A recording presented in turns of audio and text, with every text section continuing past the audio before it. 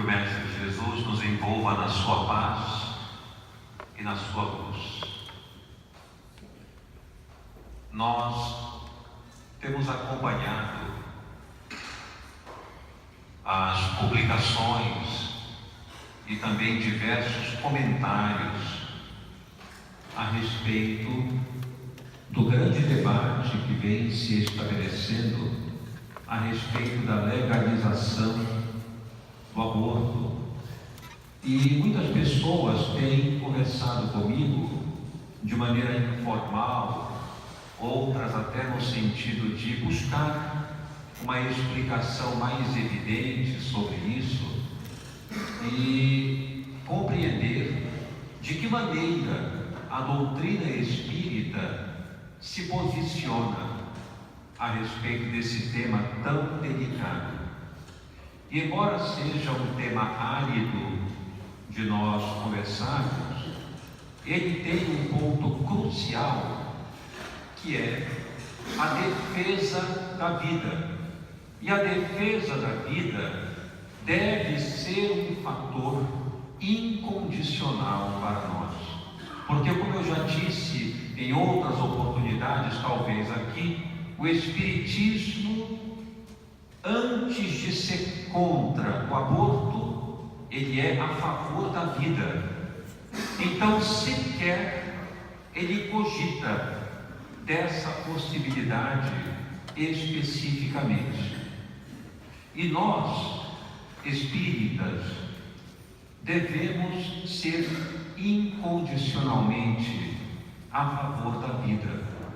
Então eu gostaria de tocar nesse tema para que nós definitivamente aqui nos colocássemos de uma maneira esclarecida quanto ao que vem sendo debatido, vem sendo discutido. É muito importante que nós tenhamos em mente que enquanto nós focalizarmos esse tema tão sensível de um modo científico, nunca chegaremos a lugar algum.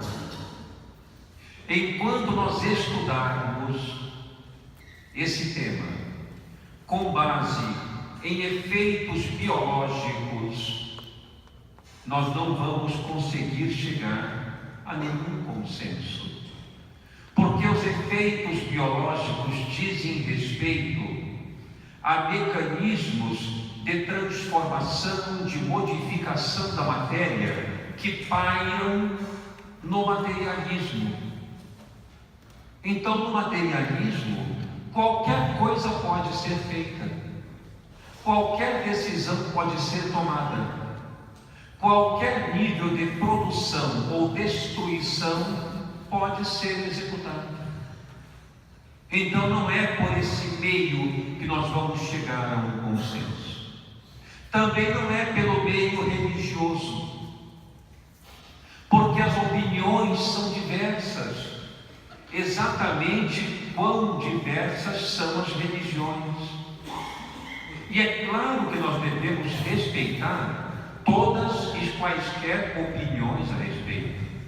Uma das condições básicas da vida humana é a liberdade de expressão, a liberdade de ser, a liberdade de viver como se deseja, a liberdade de se exprimir do ponto de vista cultural, intelectual, como nós preferimos. Isso faz parte da vida humana de uma maneira indiscutível. A liberdade geográfica, a liberdade de expressão, liberdade de identidade, daquilo que se deseja. Mas somente a doutrina espírita pode nos elucidar a respeito desses fenômenos tão complexos da natureza humana. Porque não se trata propriamente de religião, mas de fenômenos naturais que vão além dos conceitos biológicos que nós possuímos, que vão além das estruturas perecíveis de que nós nos ocupamos, como por exemplo o corpo. Então não se trata de aplicar religião. Quando dizemos alguma opinião de cunho espírita em relação a este tema, nós não estamos usando a religião. Nós estamos usando uma ciência natural que na atualidade ainda não pode ser de todo alcançada, mas nem por isso deixa de ser verdadeira. Eu já citei em outras palestras aqui inúmeros exemplos sobre isso. Nem tudo aquilo que vemos é real, e nem tudo aquilo que desaparece às nossas vistas ou não é tão claro para nós deixa de ser real. O vento sopra e nós não estamos vendo, mas nós o sentimos.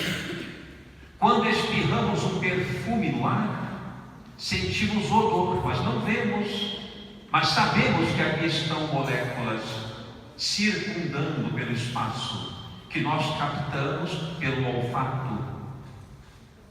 Por que nós vamos negar que há espíritos aqui?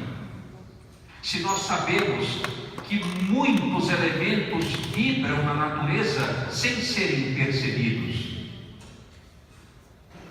Se nós eventualmente desencaparmos um fio elétrico, sabemos que por ali passa a eletricidade, mas nós não estamos vendo, nem estamos sentindo, mas jamais colocaremos o dedo ali. Por quê? Porque vamos tomar choque. Então por que vamos desafiar fenômenos que nós não conhecemos e que nem por isso deixam de ser reais?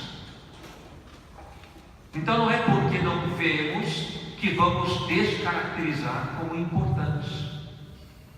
Então é óbvio que muito além da matéria, muito além do organismo, muito além do corpo físico, para que haja fenômeno intelectual, tem que haver um elemento que é pregresso a ele, que vem antes dele, que nós denominamos espírito.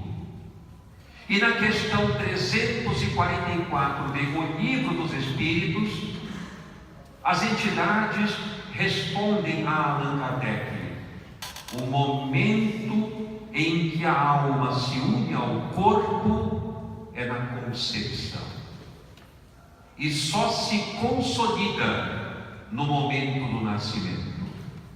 Mas a união, o elo de ligação entre o espírito e o organismo é na concepção. Isto significa que ali já existe uma vida pulsante desde o momento da conexão, mas não é apenas isso. Esse é o ponto importante do porquê a doutrina espírita é a favor da vida e consequentemente diz não à interrupção em qualquer momento, não apenas até a 12ª semana, mas em qualquer momento. Por quê? Porque já há um ser que está vivo e que está destinado àquele organismo. Já há laços fluídicos ligando aquele organismo que se forma com o espírito que está lúcido, aguardando aquela oportunidade. É o mesmo que nós dizemos assim: eu faço uma prova de concurso para uma grande estatal. Eu passo na prova, mas serei chamado daqui a 9 meses. Então, até o 3º mês, enquanto eu aguardo, alguém pode dizer para mim: você se esforçou, você lutou, ficou noites em claro estudando, preparou-se dignamente, cumpriu todas as etapas da prova, atingiu a média para assumir o cargo, porém, eu vou tirar você deste cargo. Mas por quê? Porque eu quero. Mas não há nenhum motivo. Há um motivo: eu quero você. Acabou. Será que isso é justo? Será que isso não é tão injusto quanto tirar a pessoa do cargo em qualquer época que ela esteja no emprego? Não é a mesma coisa? O cargo já é dela. Ela se esforçou para aquilo. Ela lutou para possuir aquela ocupação. Então alguém chega, enquanto ela está para assumir, e diz: não, você não virá. Eu vou tirar isso de você. Mas por quê? Porque eu quero. Porque eu sou dono disso aqui, e você não aqui, você não entra. Será que isso está adequado? Se o esforço não foi do dono, mas da pessoa, será que o dono da estatal tem o direito, por meio do esforço do outro, arrancado dali ao seu bel prazer? É uma comparação grosseira, naturalmente que eu faço. Mas se nem nesse aspecto ele tem direito, quanto mais se diz respeito à vida. Então a teoria de que fazemos com o nosso corpo o que bem entendermos não é verdadeira. A partir do momento em que a vida está ali, aquilo já deixou de ser livre-arbítrio para ser destino para nós. Já não nos governamos mais nesse aspecto.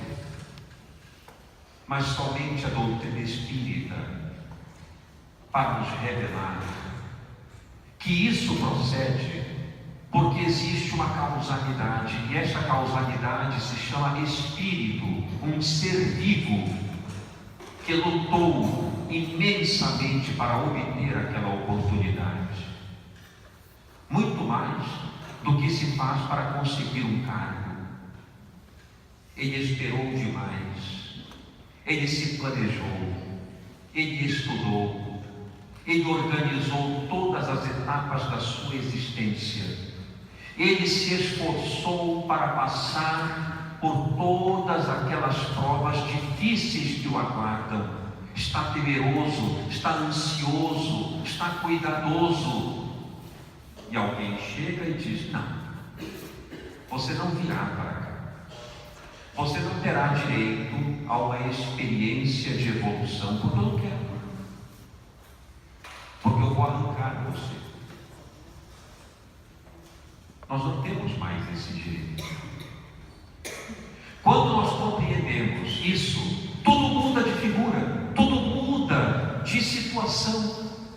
Porque quando nós olhamos do ponto de vista biológico, o que tem ali? Nada mais do que um zigoto que se multiplica e vai se transformar em embrião, em feto. Mas o que tem ali? Um conglomerado de organismos. Nada mais. Então nós podemos fazer o que quisermos com aquilo. Não podemos. Não podemos, porque se fizermos isso, alguém sumamente inteligente, com consciência, vai sofrer, porque está esperando essa oportunidade. É como se nós tivéssemos, por exemplo, imaginando que alguém está viajando para ocupar um quarto na nossa casa. Nós abrimos a porta do quarto, olhamos ali o espaço vazio e simplesmente dizemos: não quero ninguém aqui.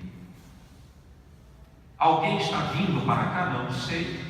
Eu só sei que se estiver aqui, não fica. Então, eu quero este quarto trancado, completamente desocupado, ninguém pousa aqui. Nem fazemos ideia se tem alguém chegando. Mas quando sabemos que tem alguém chegando, e este alguém está cheio de esperança, cheio de motivação, cheio de alegria, nós vamos pensar melhor. Nós vamos considerar que aquela pessoa que está vindo, ainda que seja para nós um certo entrave, merece respeito, merece atendimento digno, merece que tenha um certo cuidado. Então é o desconhecimento do âmbito espiritual que nos faz ter essa indagação muitas vezes até mesquinha de nossa parte, em dizer: não me acho no direito de fazer isso, então eu vou promover o aborto. Eu não quero que tenha nenhuma vida dentro de mim. Esse direito nós não temos mais. É bem verdade que muitas vezes espíritos vêm numa condição muito difícil para o casal, por exemplo, que descobre uma gestação. É bem verdade. É bem verdade também que muitas vezes a gestação aparece em um momento de violência, como o estupro, que tem sido discutido, como muitas vezes até com o próprio marido que violenta a esposa de uma maneira muito brutal, de uma forma que ela não deseja, porque nós temos o direito também de fazer escolhas. É bem verdade isso. E isso não está na programação divina, porque a violência nunca esteve na vontade de Deus, de forma alguma. Mas no momento em que se estabelece fenômenos implicados na lei natural, como uma gestação, isso já não é violência. Isto faz parte da lei natural que promana de Deus. Quando isso acontece, é hora de nós pensarmos: por que isso aconteceu? Por que se sucedeu desta forma? E frequentemente, eu digo isso por experiência própria, por conhecer e conversar com pessoas que passaram por situações assim. Normalmente, os filhos que são levados a termo e nascem e crescem, normalmente são criaturas que amam as suas mães de uma maneira incomparável. São verdadeiros arquivos do lar. Criaturas que Deus colocou no caminho muitas vezes daquela mulher que foi tão sofrida, que foi tão agredida, que quando cresce e cria laços com ela, é de uma ternura, de uma afeição incomparável. Quem de nós pode prever o que pode acontecer? Nenhum de nós. Então é por isso que a doutrina espírita, antes de ser contra o aborto, é a favor da vida, porque não tem outro meio de evoluirmos se não darmos oportunidade para que venham através de nós. E não tem outro meio de evoluirmos se nós não soubermos também estar aqui por intermédio daqueles que nos permitiram a vida biológica. Não tem outra forma. Qual é a outra forma? Não tem. Então nós precisamos aprender, antes de tudo, a dar espaço por meio da fraternidade, a fim de que as pessoas que tiverem que vir, venham, entrem no mundo e cresçam, se desenvolvam, progridam, porque são nossos laços de afeição. Nada, em hipótese alguma, vem do acaso. Toda a programação de chegada deste mundo se estabelece previamente. Não imaginem, se pensam isso, tirem da cabeça. Não existe criatura que nasça nesse mundo sem ter sido programada previamente, sem ter delineado a encarnação antecipadamente. Não existe.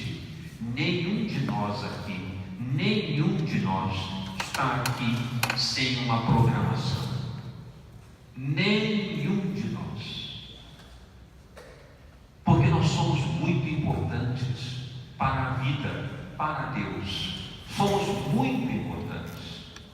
Nenhum de nós aqui está sem estabelecer uma programação. Cada um de nós tem uma tarefa em particular, própria de si, para desempenhar, em quaisquer setores da natureza do convívio. Isso quer dizer que nós precisamos valorizar a vida incondicionalmente. O grande problema, com muita sinceridade, problema esse no qual eu também me incluo, porque eu também sou imperfeito, eu também estou aprendendo, claro, é a nossa grande falta de amor. Esse é o grande problema, porque amar é uma equação. Nós tomamos o amor que Deus nos infunde e aprendemos o que fazer com ele. Esse é o cálculo do verbo amar. Eu tomo o amor, olho para ele e sei o que fazer com ele. Até agora, quase todos nós tomamos o amor, mas não sabemos o que fazer com ele. Nós pegamos esse amor e fazemos o quê? Ferimos o nosso próximo, ferimos a nós mesmos, invadimos o espaço do outro, transformamos esse amor em estados de perturbação, como ainda temos visto. Saímos às ruas e gritamos loucuras que nem sabemos o que estamos dizendo. Não fazemos sequer ideia do que nós dizemos, do que elegemos, do que escolhemos, porque esse amor nós tomamos e não sabemos como direcionar. Amar é isso, amar é pegar o amor e saber dar uma boa direção para ele. Nós ainda estamos caminhando de forma tão trôpega nesse sentido. Esse é o grande problema. Então ficamos elucubrando cientificamente, intelectualmente, ficamos apontando comparações grosseiras até, ficamos querendo colocar autoridade onde não existe, porque pegamos o amor e não sabemos o que fazer com ele. Não imaginamos dentro de nós que esse amor ele tem que ser dado, não engolido pelo nosso orgulho, pela nossa vaidade, pela nossa arrogância. Nós não sabemos o que fazer com ele. Então ficamos elegendo coisas que nos dão prazer, que nos dão conforto, que nos afastam da responsabilidade, porque não sabemos o que fazer com este afeto que Deus colocou dentro de nós. Somente o Espiritismo é a grande verdade. Somente o Espiritismo, através da compreensão da existência de Deus, que tudo governa, da imortalidade da alma, que nos mostra que o ir e vir é um fenômeno tão natural, não tem nada de religioso, é um fenômeno natural, é um fenômeno da ordem divina para a felicidade e a evolução de todos os seres, a pluralidade dos mundos habitados, a lei da reencarnação, do progresso incessante. Se tivéssemos esse conhecimento como fenômeno natural da existência e não simplesmente como um elemento místico ou religioso, se tivéssemos essa concepção como teve Allan Kardec, que começou estudando a doutrina espírita por meio de uma técnica ou de uma metodologia científica, dizendo claramente o Espiritismo, antes de tudo, é uma ciência que prova que o sobrenatural não existe. Todos os fenômenos sobrenaturais são, na verdade, naturais, pertencentes à lei de Deus, que nós não vemos, mas nem por isso deixam de ser reais. Porque o que vemos se decompõe e o que não vemos permanece para sempre. Portanto, eu trouxe esse tema aqui para que nós possamos compreender definitivamente, isso é muito importante, que o nosso mundo necessita que nós aprendamos a amar. O nosso mundo necessita que nós necessitemos defender a vida o quanto pudermos. Não só na questão do aborto, não só, mas em todas as questões. Se fizermos hoje uma enquete a respeito da pena de morte, muitas pessoas serão a favor, porque não mudou ainda o nosso conceito. Há coisas que achamos tão abomináveis que acreditamos que a punição deve ser a pena de morte, sendo que a pena de morte, a única coisa que traz, a única coisa, é a revolta daquele que sofreu a pena, e ele demorará muito mais para aprender a amar, e nós seremos responsáveis por isso, porque nós escolhemos aquela conduta. Não podemos tomar essa força sobre as nossas mãos, não nos pertence essa responsabilidade. Então é importante que nós valorizemos a vida, que nós defendamos a vida incondicionalmente. Outro dia eu estava agora, anteontem ou ontem, assistindo a um vídeo a respeito de uma opinião sobre os fetos anencéfalos. Eu já fiz aqui certamente alguma colocação previamente sobre isso, mas eu insisto, porque isso é grave. Dizendo que se a pessoa tem o cérebro completamente defeituoso ou mesmo ausente, e a vida humana é definida pela condição do sistema nervoso central, para que manter esta vida? Vejam a colocação. Aí está o materialismo. Desde quando a vida humana é determinada pelo cérebro? Nunca. A vida humana é determinada pela criação divina, da sua criatura, a sua imagem e semelhança, que somos nós, espíritos. Não apenas um conglomerado de células. Nós somos espíritos, é isso que determina a vida. O corpo não é nada sem o espírito, nada.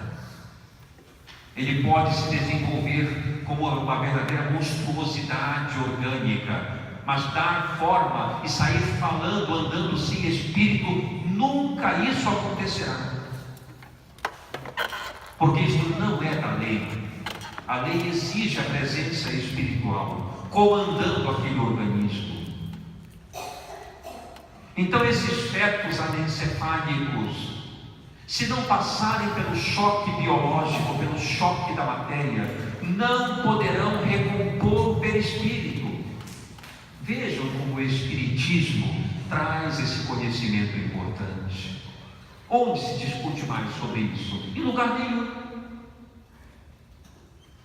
O corpo espiritual não pode se equacionar de novo no estado de saúde sem o choque biológico.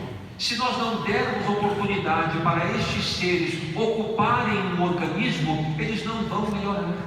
São criaturas que cometeram um suicídio no passado, que cometeram muitos danos em relação ao próprio corpo e vieram com o cérebro completamente danificado, mas sem o efeito do organismo não há recomposição do corpo espiritual. Então nós precisamos dar chance para essas criaturas, e é por isso que eu digo, nós ainda não sabemos amar. Ah, se tivéssemos esse pleno conhecimento de reconhecer que ali está uma criatura em essência sadia, só pedindo uma oportunidade para dizer assim: se eu não reencarnar algumas vezes com essas lesões, eu não posso me recuperar, dê-me uma chance. E nós, não. Prefiro meu corpo mais esguio, sem mudanças físicas, sem estrias. Ou pai, eu não quero essa responsabilidade para mim, afaste isso de mim. E aí o que acontece? Não damos oportunidade. Isso representa o nosso egoísmo. Nós precisamos mudar essa mentalidade em nome do amor. Precisamos mudar essa mentalidade em nome da vida. Porque senão nós não seremos fraternos uns com os outros ao aceitá-los, para que possam se recompor, se reestruturar, melhorar. Nós temos essa responsabilidade, uns com os outros. Então eu trouxe esse tema para que nós possamos colocar na nossa mente que não será por meio da ciência. Porque estabelecer até a 12ª semana, ninguém sabe. Vejam como isso é possível. Por que não 13ª? Por que não a 11ª? Vamos jogar dados então e decidir qual será a semana. Nós não temos esses parâmetros. Sabe por que não temos? Porque a vida começa no momento da concepção. E a partir daí, o que era livre-arbítrio passa a ser destino que não nos pertence mais. Cabe-nos apenas acolher, respeitar e amar. Então definamos a vida. Coloquemos dentro de nós esse senso de responsabilidade em todos os aspectos, não só nesse, todos, poupando a vida, valorizando a pessoa. Às vezes olhamos alguém ali, mas como é que pode essa criatura ter nascido perversa, cruel, ela é má? Eu sei que isso incomoda, a mim também incomoda, mas eu estou tentando aprender que é necessário reconhecer ali um ser que no futuro amará também, como eu estou aprendendo. Essa valorização da vida é fundamental. Exercitemos isso no nosso coração, o quanto possível. Então, que haja paz e luz nos nossos corações. Vamos fazer as nossas vibrações.